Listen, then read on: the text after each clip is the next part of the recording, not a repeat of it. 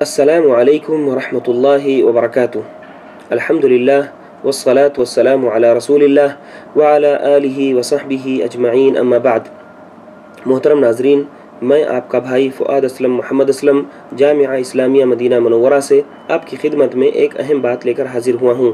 آج کی اس بات کا زیادہ تر تعلق اہل علم اور طالب علم حضرات سے ہے، وہ یہ کہ اہل علم جو قال اللہ و قال رسول کے حاصل کرنے کے لیے تگ و دو کرتے رہتے ہیں، اور وہ طلبہ جو اس راہ میں نکلے ہوئے ہیں، انہیں چاہیے کہ وہ اس اہم اور محتم بشان علم کو حاصل کرنے سے پہلے اس کے کچھ آداب، اس کے لیے کچھ ضروری ہدایات ہیں، اسے وہ ضرور سیکھ لیا کریں۔ اور ایسا کیوں نہ ہو، کیونکہ ہم اس دنیا میں دیکھتے ہیں کہ جب انسان کوئی چیز خریدتا ہے یا کوئی نئی چیز اپنے گھر لاتا ہے تو اس کے استعمال کے سلسلے میں اس کے آداب اور اس کے طریقہ استعمال کو ضرور سیکھ لیا کرتا ہے، جب کہ ہم جانتے ہیں کہ کسی چیز کے غلط استعمال سے وہ چیز ضائع اور برباد ہو سکتی ہے۔ تو یہ علم جو انبیاء کی وراثت ہے، اس عظیم الشان فریضے کو ادا کرنے کے لیے ہم کیوں نہ ضروری آداب سیکھیں، ہم کیوں نہ ضروری ہدایات جانیں۔ تو محترم ناظرین، اس سلسلے میں ہم دیکھتے ہیں کہ قدیم زمانے سے لے کر موجودہ دور تک علماء نے ہمیشہ اس سلسلے میں کچھ نہ کچھ چیزیں ضرور لکھی ہیں، اور بہت ساری کتابیں علماء نے آداب و طلب العلم کے حوالے سے بہت ساری کتابیں علماء نے چھوڑی ہیں۔ اور موجودہ دور میں اس حوالے سے جو کتاب بہت اہم اور مفید معلوم ہوئی ہے، وہ کتاب ہے شیخ بکر بن عبداللہ ابو زید رحمہ اللہ کی کتاب حلیۃ طالب العلم۔ یہ کتاب آپ اس کی اہمیت کا اندازہ یوں لگا سکتے ہیں کہ شیخ محمد بن صالح العثیمین،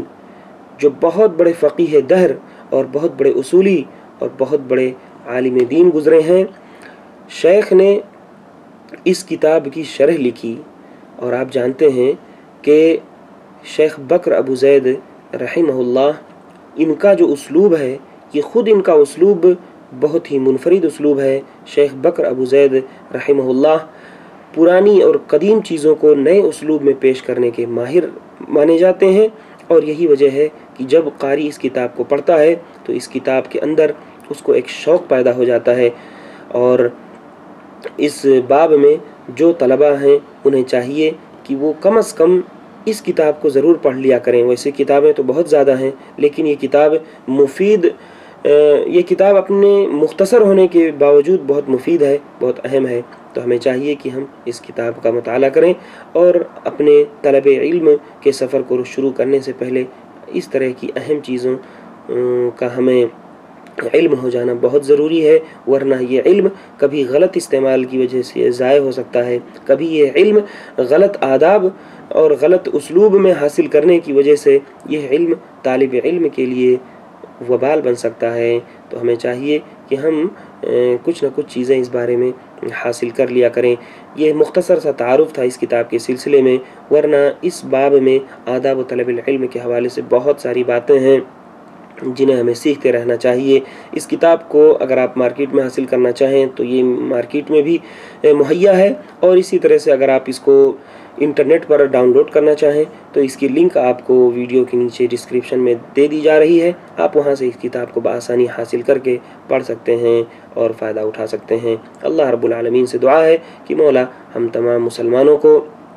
اچھے اور بہترین آداب سیکھنے کی توفیق عطا فرمائے، اور ہمیشہ ہم ایک مسلمان ہونے کی حیثیت سے اپنے اسلامی آداب سے آراستہ و پیراستہ رہیں۔ والسلام علیکم ورحمۃ اللہ وبرکاتہ، وصلی اللہ علی نبینا محمد وعلی آلہ وصحبہ اجمعین، فللہ الحمد فی الاولی والآخرہ۔